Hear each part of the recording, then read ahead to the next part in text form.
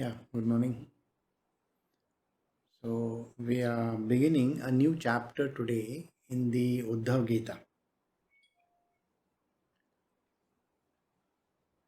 This is chapter 11.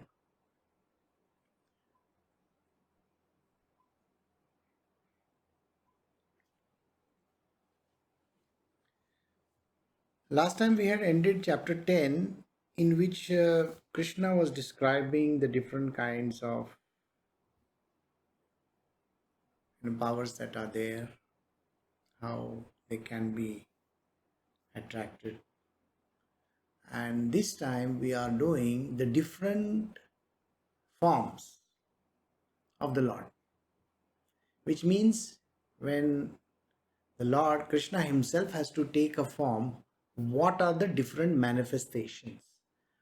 What exactly is he represented in this world as?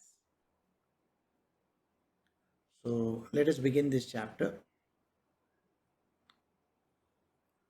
Uddhav Gita, chapter 11, verse 1. Uddhava said, "Thou art the supreme Brahma in visible form, without beginning or end, and uncovered. Thou art the cause of the protection, maintenance, death, and birth of all beings." Now, Uddhava, who is a friend of Sri Krishna, knows very well that Krishna is the Almighty God Himself.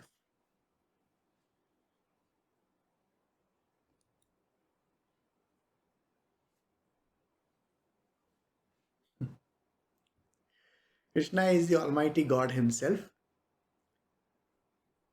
And after knowing this, he has to find out exactly how does Krishna come about doing his job in this world.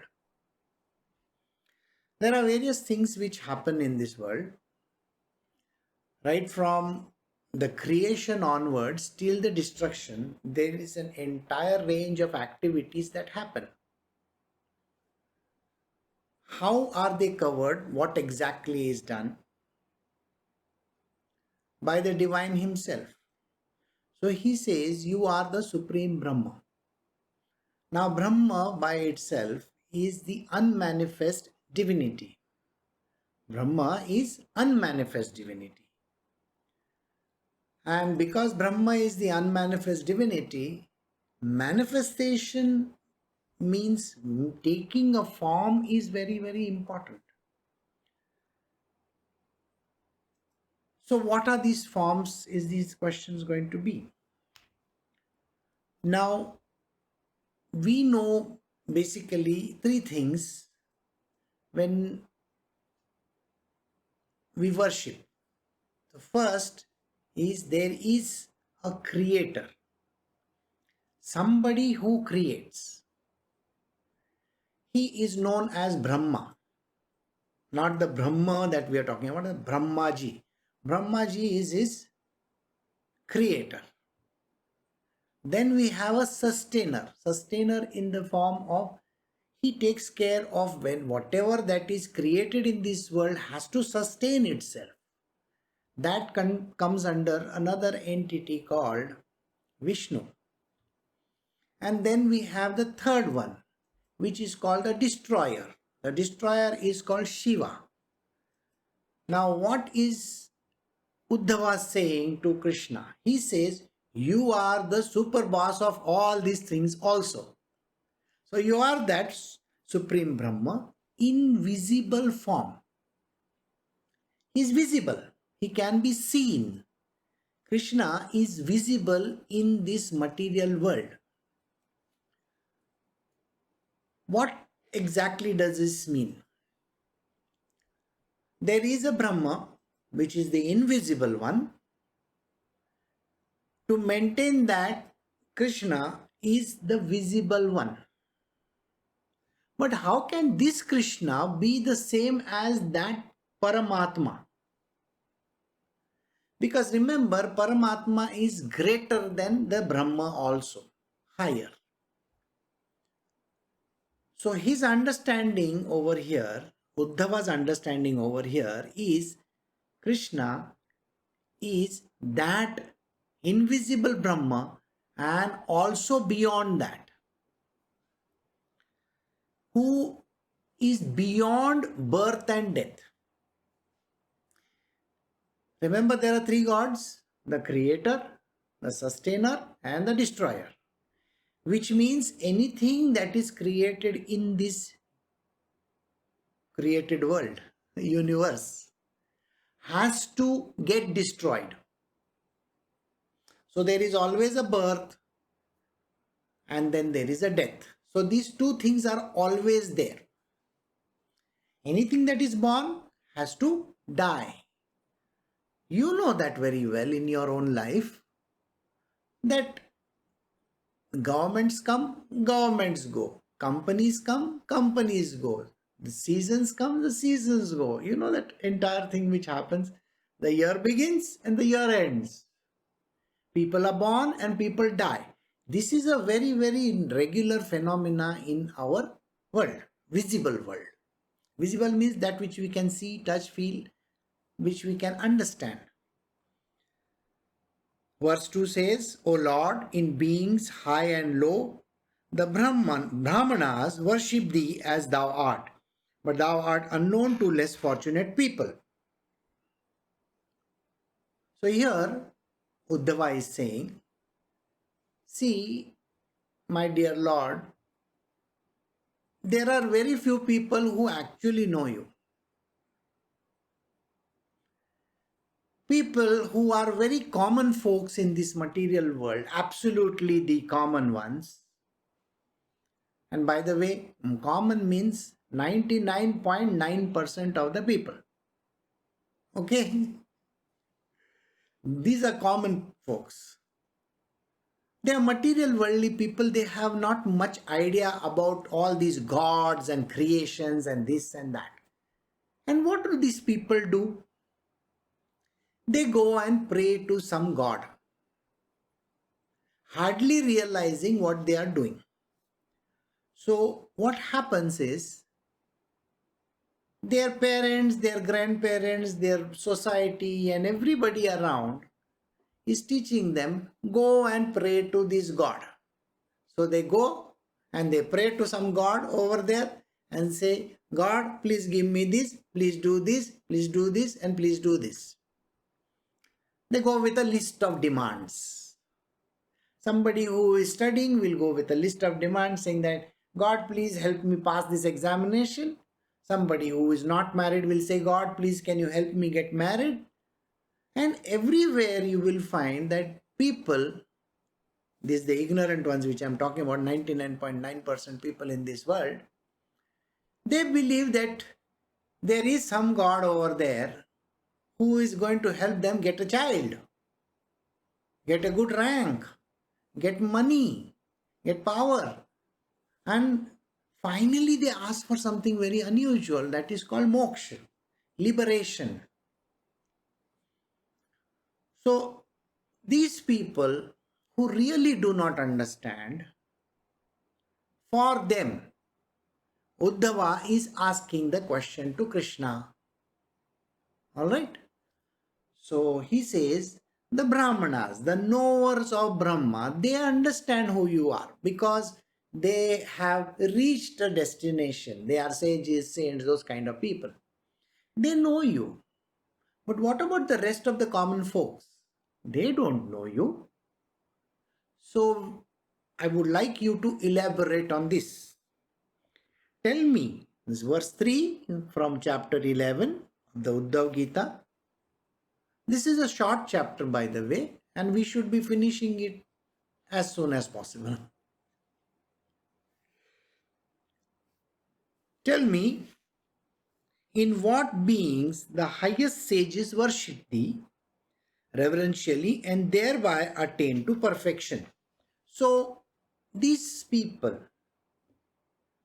they also worship you. In which way do they worship you? The Brahmanas and all. Can you please tell me so that I, who am an ignorant person, can also do that kind of a worship? So can you please tell me, what is this form of yours that I need to worship? Here let me tell you, if there is no form, it is very difficult to worship someone. The problem happens when, if you ask a person, what is it that you would like to eat? And the person says, oh, let me think about it, and he will keep on dwelling in his mind. It's a very simple thing. If you go to any standard restaurant, there is a fixed menu. The menu card is there. There is a fixed menu. And this person is used to eating a standard stuff. Very, very standard stuff. If you go to an Indian restaurant, most of the people will order idli, dosa, and all those kind of stuff. All right? And yet he will ask for the menu, knowing fully well that this restaurant serves only 20 items. And then he'll go over it over and over and over again till he finally says, okay, get me some idlis. You already know yourself. Those who go to all these fast food restaurants also, they know very well what is it that they are going to eat.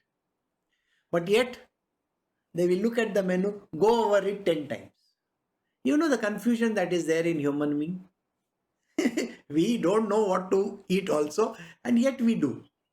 So here, even after the menu is there, you don't have that idea of decision making. Now think about it. I just tell you, okay, tell me what you want to eat. There is no menu card over here. Okay, no menu card. The person will keep on thinking. Do you see the difficulty which a human being has? They cannot arrive at decision. They cannot even understand. Where the items are known to them. But now think about the unknown. If I ask you a question, how do the aliens look like? I don't know. I can think of Mr. Spock. All those people who are from some film or somewhere. Yoda, I can think of that. Oh, or maybe I can think of the alien. But that is not how aliens are. That is somebody's imagination. So got it? Now think exactly what Uddhava is asking for. He says, you are that unmanifest divinity. Unmanifest. That means there is no form. How does a person pray to a no form? It is strange, isn't it? Nobody has seen God. The formless God. Has anybody seen? Nobody has seen. So how does that formless God look like? See, he is formless. How will he look like? This is a dichotomy everybody has. So to make it easier for everyone, Uddhava is asking this question. Let me go back and tell you what are these things which Uddhava has been asking. This scripture is from the Srimad Bhagavatam. The Uddhav Gita is from the scriptures Srimad Bhagavatam. Parikshit is being told the stories by Sukdev. Sukdev is the son of Vyas Muni. So Vyasdev's son Sukdev is telling this story to Parikshit when Parikshit is dying. This has come from a scripture which is called the Srimad Bhagavatam. In that scripture, there is a section where Sri Krishna is meeting Uddhava. It's the other way around. Uddhava is meeting Sri Krishna. Because Sri Krishna is dying. And remember, Sri Krishna had given a very beautiful exposition in a book called the Bhagavad Gita. Everybody knows Bhagavad Gita. So Bhagavad Gita was 700 verses, 18 chapters. It was recited. It was literally told to Arjuna by Sri Krishna in the battlefield of Kurukshetra. But that is how to fight a war, how to live in this world, how to become really great. Whereas Uddhava, in this Uddhav Gita, is asking Krishna a much broader perspective about life. He started with different things. We have covered the entire gurus of my Gurudev Dattatreya also. So it is a much broader text, a spiritual text, which needs to be understood by every human being. And it is Sri Krishna who is telling Uddhava for what reason, how to live in this world, what is a person supposed to do. Every aspect of the life is covered, and just not one small aspect of winning somewhere, but also how to live in this world and attain God also. Everything is mentioned in this scripture. So we are doing this scripture called Uddhav Gita. Currently we are in chapter 11. So now we will progress towards verse 4. So I have given you a rough understanding of what this is. Verse 4, Uddhav Gita, the last message of Sri Krishna. O thou originator of the universe, as the self of all, thou roamest hidden in all beings. Deluded by you, creatures do not see you, but you see them all. So Uddhava is telling Sri Krishna, he says, from you everything came. From Krishna, everything has come. So I was giving you an understanding of who this Krishna is. This Krishna, which we are talking about, who is giving this exposition to Uddhava, is a born entity. He has taken birth. But he is also the one who is called as the Supreme Lord, the Supreme Divine Consciousness, the Supreme God that we talk about. He is the same God who has taken birth now. Got it? And that is why Uddhava is telling him. So he says, you are the originator of the universe. This whole universe is your own creation. You are also the self of all those who roam, hidden in all beings. See, we have one understanding. It's a very common understanding which every individual has. They say these words, God is in you, without actually realizing what they are talking about. The God is in you. Is it?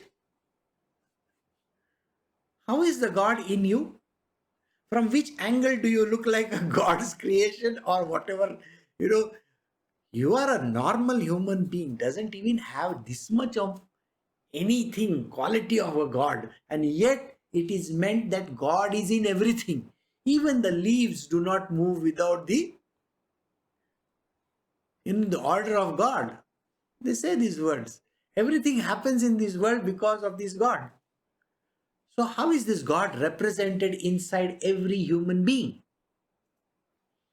So he is represented by the word called self. S-E-L-F. Self. Now, just a little backtracking. The self is the one which we have to discover. I am not saying invent. I am saying discover. Discover means you have to find this self. What you know about is called I, me, myself. You, she, it. Those kind of which we say as the self. Yourself and so on and so forth. But what is this self? So God is represented in every that is human being also as the self. So the one who says my name is so and so is not the self. No. You are talking about the name of the body, right? Every body body has a name, correct? Now let us say if the name of the body is Ritik, let us say, okay, Ritik Roshan, okay, like that, Ritik. So where does Ritik stay? I am not talking about he staying in Mumbai, but in this body, where does this Ritik stay? Ask yourself this question. Where do you stay? So the answer is, we try to find the answer. Do I stay in the heart? No, because we say it is Ritik's heart, isn't it? Ritik's eyes, Ritik's ears, Ritik's hair, Ritik's teeth, Ritik's body, Ritik's hands, Ritik's legs. Okay, I understand. Where is this Ritik then? And this is the deeper study. You can keep on going inwards and inwards and inwards and inwards and try to find where this Ritik stay. And still you will not find the answer. You will say it is Ritik's body. Got the answer? And yet you can't find him. So when you do all this kind of mental gymnastics, you will then arrive at the understanding, I don't know where he stays. Okay? So the answer to all this is, who is this Ritik? Who is this self? It's a question, not an answer. So the question is, who is this self? You can put your name instead of Ritik's and say, who is this person? That's difficult to understand. So this person who has taken over the body, that means this body from top to bottom, is the self, right? And he calls himself by that name or herself, whoever. So if this person is calling himself or herself by that name, so that name is localized to the body only. Localized only inside the body. I can say the body belongs to this person. But there are other people around you. They will also do the same exercise. They will also try to find out who they are. And finally, the answer is, everybody has the self. So the self with individual names is different. It is specific to that body. But if I take it collectively, it will be definitely a big self, isn't it? I'm trying to make it as easier as possible, okay? So the understanding is, so this self which identifies with that body is the divine self. So that God within you is the self. All right? Think like that. So, you are the self that roams hidden in all beings. Nobody understands this answer also. The self which is inside every human being, nobody knows who this self is. So, I hope you understood that self which is not known to anybody. Still can't find him inside the whole body. If I make small bits of a body also, I still can't find that person. And yet he is there. Yet he accepts responsibility. Yet he says, yes, I am so and so. And that I is still not found. That is the hidden one. And everybody is deluded by you. Nobody understands. Everybody is deluded by all these things. Who is this self, man? I don't understand. Because the creatures do not see you. Nobody sees you. Who is this self? Who can see you? Nobody can see you. You are that God who is invisible but is still there in the body of every human or creature that is there. Even the animals have, isn't it? If I try to find, now if I have a dog, okay, and if I ask him, where is the name of the dog is suppose, say Tim or something like that. Where is Tim? I don't know. So Tim also will not know where is Tim. You can say these are the ears of Tim, these are the noses, this is the nose of Tim, but you still can't find him. So the self is there in every creature, every being, and yet nobody will see it. We move to verse 5. O you of wonderful form, tell me all those manifestations that you have projected on earth, in heaven, in the nether regions, and in all quarters. I bow to your lotus feet, in which are centered all holy places. So, Uddhava is telling Krishna, see, I am of a very lesser mind, I really don't have that much of brains. So please tell me, what are these forms of yours where the self is distributed? I want to know. You are in so many forms.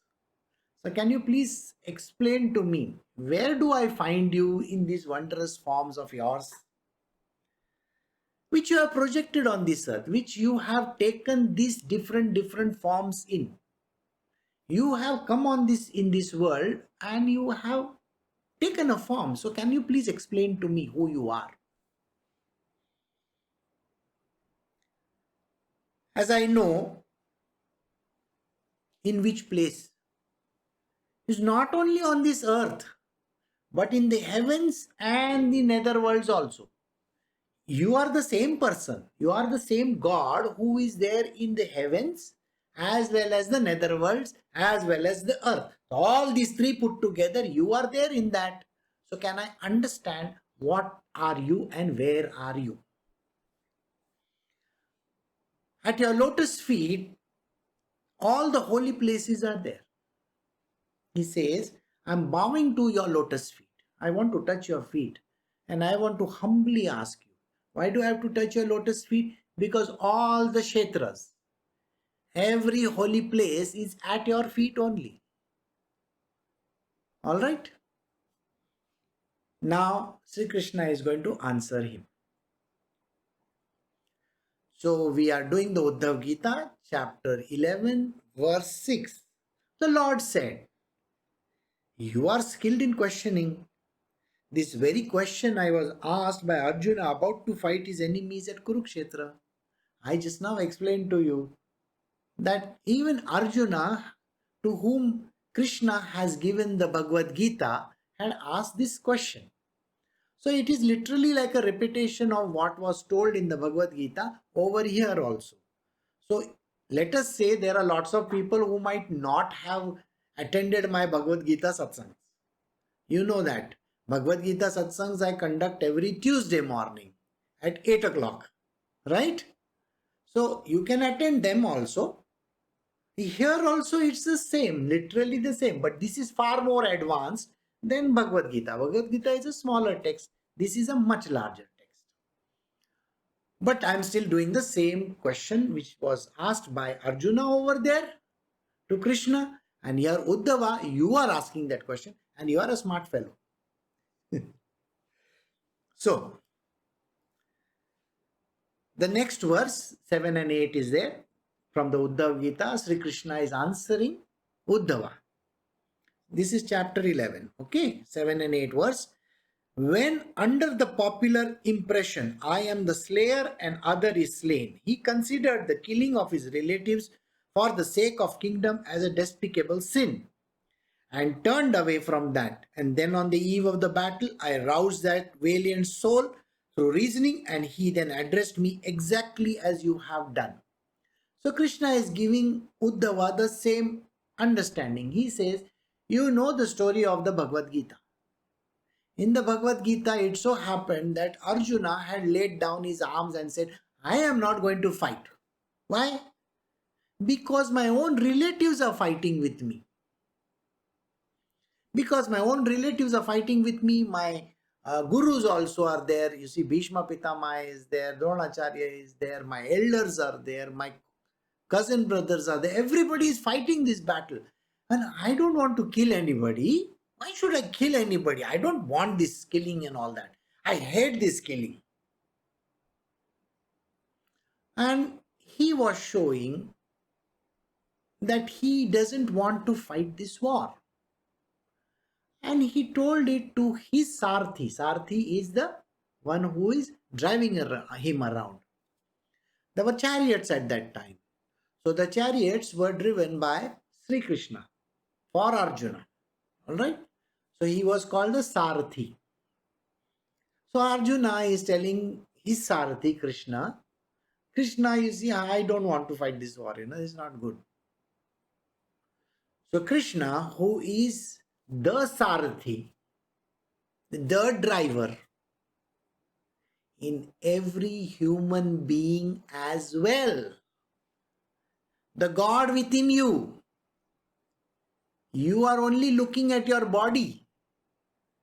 You have that essence of God which is there within you. He is the one who reminds you of most of these things, isn't it? Sometimes he comes as a conscious. My conscience is telling me not to do this thing, isn't it? Sometimes he comes as a conscience. Sometimes he comes as a decision maker. So that little voice inside, that little thing inside, which we call as the God's voice within every human being.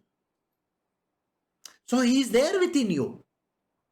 So Krishna is there within every human being. The God within, we say.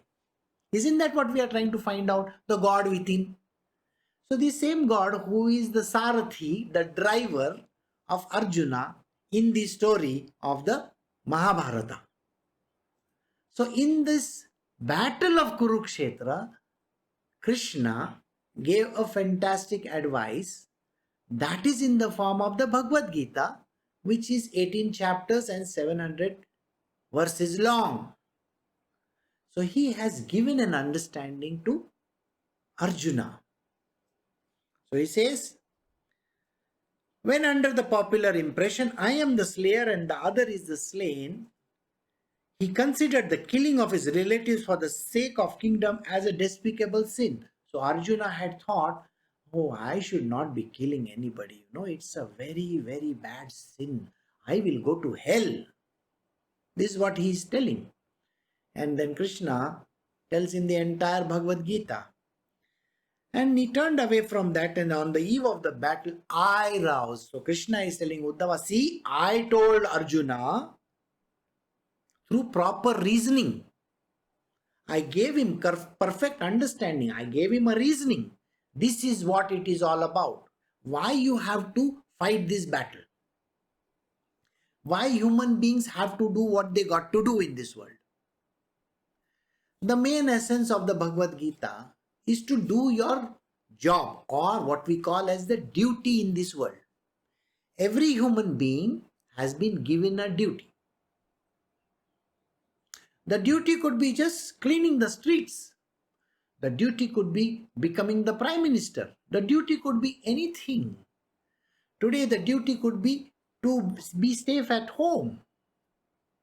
That's a duty. Or the duty could be to go and save the poor children. Anything can be the duty which God has created for you. God has actually appointed you in that place to do this specific duty. And you got to be very truthful to what you are doing. So if you are doing a particular job, not the job of some company of yours, I'm not talking about that, the duty in this world, for whatever reason that you are here. You may be here to fight a war, who knows? So that is a specific duty to you. So the Bhagavad Gita says, you have to do your duty diligently and never run away from it. Never. So just do it.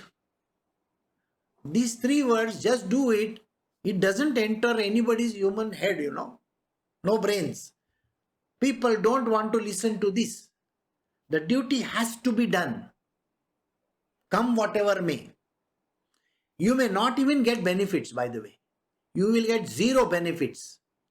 There are lots of people in this world who do the NGO kind of work. They go to different countries. They go to all the African countries and some other nations, and then they serve over there in different capacities. Sometimes they are the Red Cross, sometimes they are the United Nations representatives, sometimes they are in different places in Europe, in India. So they are helping around. You think they get paid? Most of the time they don't get paid also. Sometimes they get paid. But when you are doing your duty, you are not supposed to be bothered about payment. So Krishna says in the Bhagavad Gita, you do your duty diligently, but do not bother about the end results. See, there are people like Mother Teresa. She did fantastic work. If she was doing it for a job, as a representative of some great organization, then she would have earned millions of dollars. You cannot say that, she won the Nobel Prize because she did this. No, that is not the way the Dalai Lama is doing today. There are various other people who are literally helping the whole world.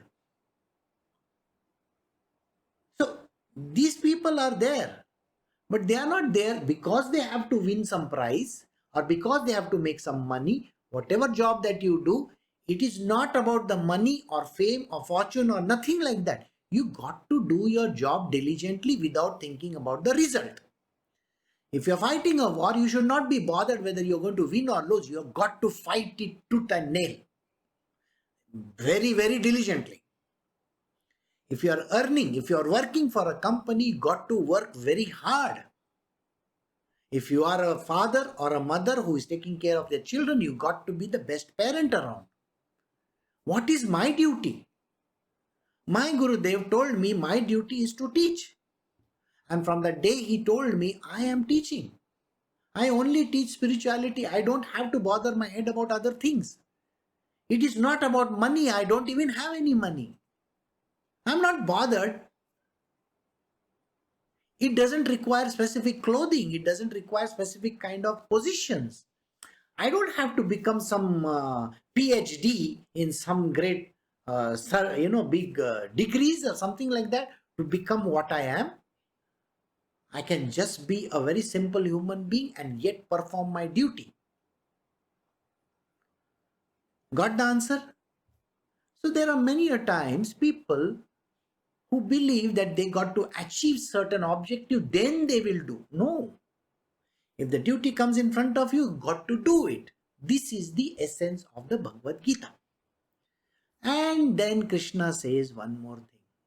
Let us say, you say, I am not going to do this because this is so stupid. Alright? So Krishna says to Arjuna, see, if you fall down on your duty and say with arrogance, with your ego, I am not going to do it, then the problem arises where the universe, you see, I am there in the universe in some different forms. And your own nature.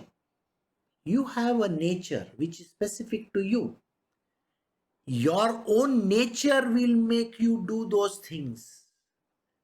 And when you do it after saying no to whatever you are supposed to do, that is called sin. You got to do it just like that, without raising any objection. If you got to do it, you got to do it. That means if you are a housewife and if your job is to take care of the house, now I am saying housewife, there could be a house husband, you see. In today's day and age, we can't say much. You're supposed to look after the children, you're supposed to take care of the house, you're supposed to see that all payments are done, you're supposed to drop the kids to school, bring them back. You have to do your job diligently and don't keep on cribbing. I have to do all these things. Don't say these words. That's your job. Got the answer? So this is in short what Krishna taught Arjuna in the Bhagavad Gita. So this is what he says. And how did he go about teaching him? So this is one of the chapters which is there in the Bhagavad Gita as well. So how did he teach him? So now the same question has been asked by Uddhava to Krishna when Krishna is dying. His last words, So he's asking him, can you tell me in what all forms you come? So verse 9 from the Uddhav Gita says, O Uddhava, I am the self of all creatures, their friend and Lord. I am all creatures and the cause of their birth, life and death. This is the first time in this book where he says these words. Now these are God's own words. Okay, he himself is saying these words. Many a times people have asked me, how do you know what God has said? There are skeptics. There are people who don't have any faith or belief in the system. And they will ask this question, I don't believe in all these things. Well, do you believe in Harry Potter? Do you believe in Star Trek? Do you believe in Star Wars? Oh. No, those are some stories written by somebody. Well, where did the stories come from? They have written the stories because they were able to think about those stories. Right? Very good. Now here, scriptures, that is these religious scriptures that we are talking about, like this one, the Bhagavatam. If J.K. Rowling could write about Harry Potter, so she's an expert on Harry Potter, correct? You agree with me? So Vyasdev, Vyas Muni, is the expert on God. Got it? He is the expert who has written about God. So if you can believe that Harry Potter's expert is J.K. Rowling's, similarly the expert on these scriptures are the sages and the saints who have written these beautiful texts. How did they happen to write? The question also will come up. Okay, in case of all these storybooks, the author thought about it, maybe spent some time creating their entire story and then they wrote it. The same was not true for the sages. Now, in the sages' case, this data, these stories of God, or this information, whatever scriptures that we are reading today, they have been passed down ages after ages after ages after ages in the form of Shruti. That is, a person will hear and they will specifically keep to that. Then they will pass it on to the next generation, word to word. See, they have called their own children. That means they cannot have children. All these sages were not having children as such. They were called Guru Putra. Now, who are these Guru Putra? The Guru Putras are nothing but their disciples who are like their children. And they have passed down this knowledge to them. So where did this knowledge originate? The knowledge originated from the Vedas. Right at the beginning, and slowly percolated it down further, till the point it got written. Alright? So they are genuine scriptures and they have been authenticated by all our sages, saints and God himself. I hope you understand that. So these are true. We have to believe in the scriptures, and that is why the faith in the scriptures is a necessity. It is 100% required. So whatever Vyasdev has said to his son Sukdev, and Sukdev in turn has said it to Parikshit, and this story is there, this entire story where Sukdev is telling Parikshit that Krishna said these words to Uddhava. So they are true. So Krishna's original words they are. So what is Krishna saying? Krishna is saying, I am the self of all creatures. So we started the beginning of the satsang saying, who is this self? And I told you that the self is the God within every human being, creatures, or whatever. So in all this creation, there is the self. And that self is me. I am that Lord of this thing.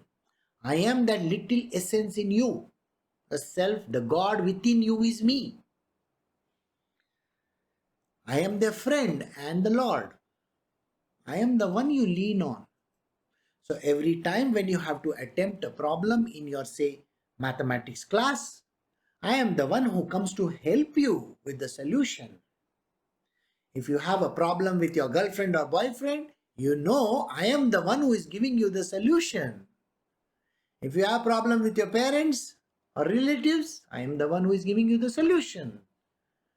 I am the one who provides you with the answers when your boss asks you certain questions.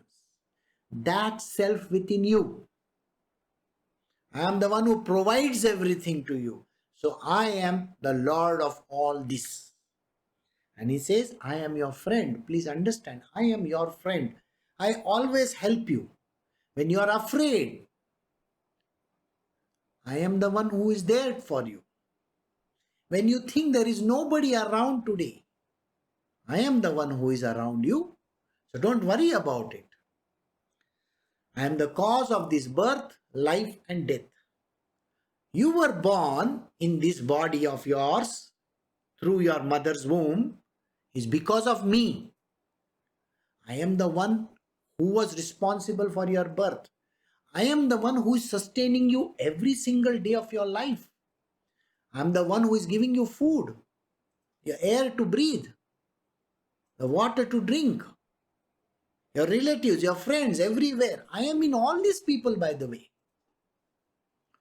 So I am the one who is literally supporting your universe, your small universe that you have.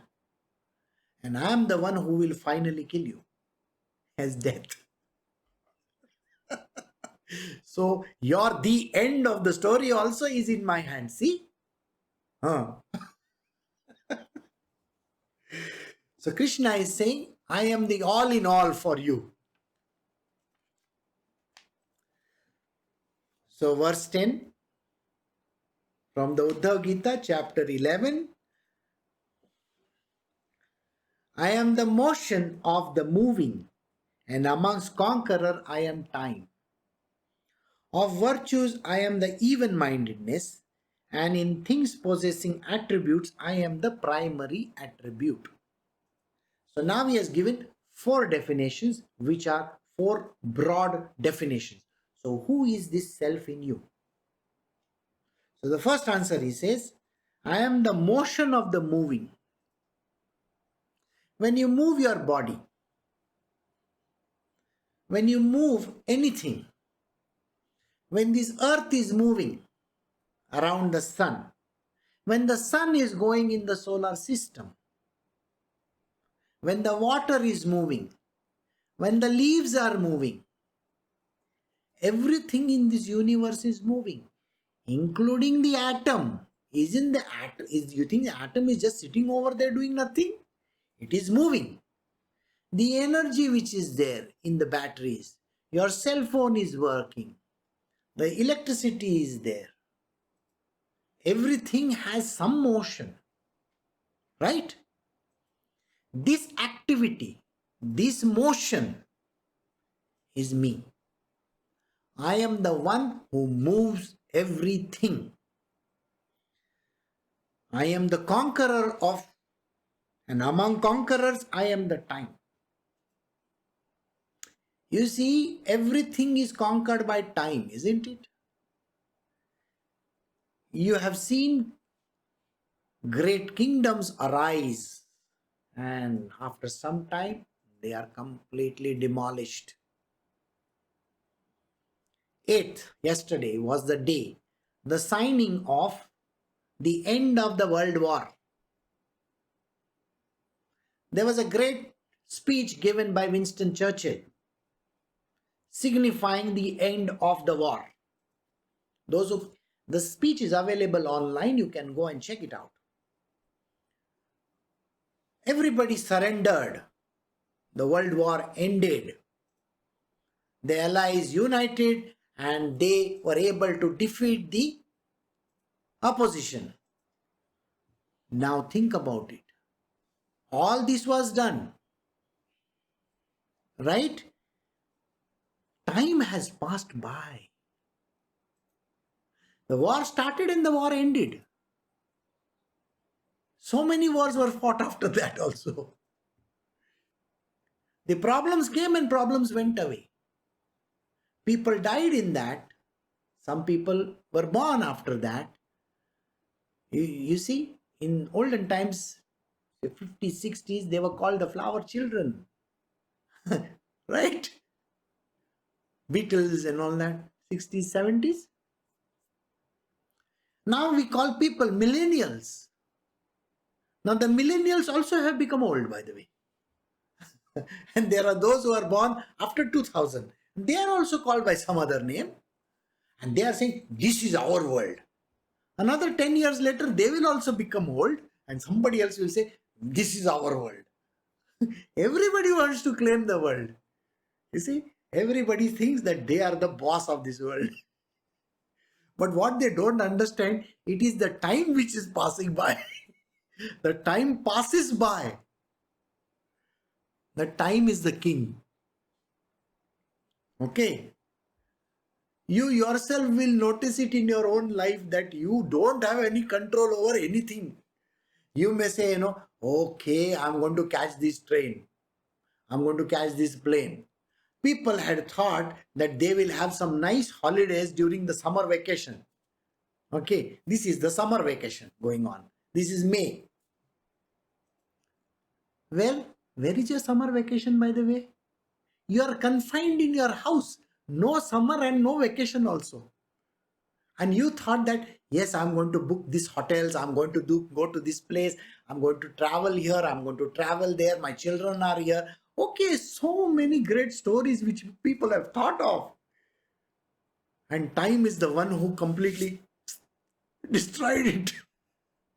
Everybody came with ideas. I want to do this. I want to do that. And in one stroke, everything got wiped out. There are jobs which have got wiped out. I can blame the pandemic, I say, okay, because of the pandemic, all the stores are closed. Everything is shut down. There is no production. There is no vehicles available. Nothing is available. Nothing is moving. Isn't it the time which is the most essential factor over there? Like this. And time went away. It destroyed people's dreams. It creates people's dreams. Man is born, man dies. There is no idea whether he lived also. How many people remember? Even the Churchill story which I told you, how many people actually know what has happened? Because it's before my time, All right? If you are a millennial and if I ask you, do you know what are the different things that happened during your age? People have this habit of saying duh. What do you mean by duh? You don't know everything. Time passed by. You're becoming old. So Krishna says, I am that time. Remember that. I control the time. One of the very beautiful facts about time is, for human beings, time moves. But I can tell you just now, time doesn't have any factor called movement. I explained it a few days ago. I will explain it to you in few words. If you are on earth and today's date is 1st of January 2020, let us say, there is a distant star out there which is 1 light year away. So today, 1st January, you are seeing in 2020, you are seeing what happened in that particular star. The light travels 1 year later. So what you are seeing is 1st January 2019. Correct? So where you are standing today, you are at 2020 1st January. You are seeing on that star what has happened in 1st January 2019. And right now, that this given moment, the star explodes. It dies. You will come to know only in 1 year later. Because you will only see that star exploding in 2021. So time for you think it is today, yesterday, tomorrow, what? So this is a very simple explanation for you to understand that time is a very relative quantity. Nobody understands. And Krishna says, I am the time. I am the even-mindedness in you. You should not move here or there. Don't take that thinking, I can do this or I can do that and I feel very happy with this or I feel sad with this. No, you have to be even-minded. We will be talking about even-minded more so. And in things possessing attributes, I am the primary attribute. Whatever is your primary attribute. Okay, I have gray hair. People, when they look at me, they will immediately identify with my gray hair, my dark skin. These are the things, the qualifiers, isn't it? Attributes. If I eat a lemon, katta, sour, isn't it? Attribute of a lemon. Attribute of water, cool. Attribute of the sun, heat. Isn't that attribute there? So every object has an attribute. Got it? So if you look at a hero or a heroine, you know what their attributes are. You know the attribute of your president or your prime minister. You don't know that, isn't it? That is how he's getting identified or she's getting identified. So the attribute, primary attribute is me. I am the primary attribute in everything. If sugar is sweet, I am the primary attribute called sweetness. Got it? This is an explanation to this verse. So we have come to the end of verse 10. Tomorrow we will start verse 11 onwards. And I will see you all tomorrow again at 6:30 a.m. Indian Standard Time. Take care of yourself. You have a very good day.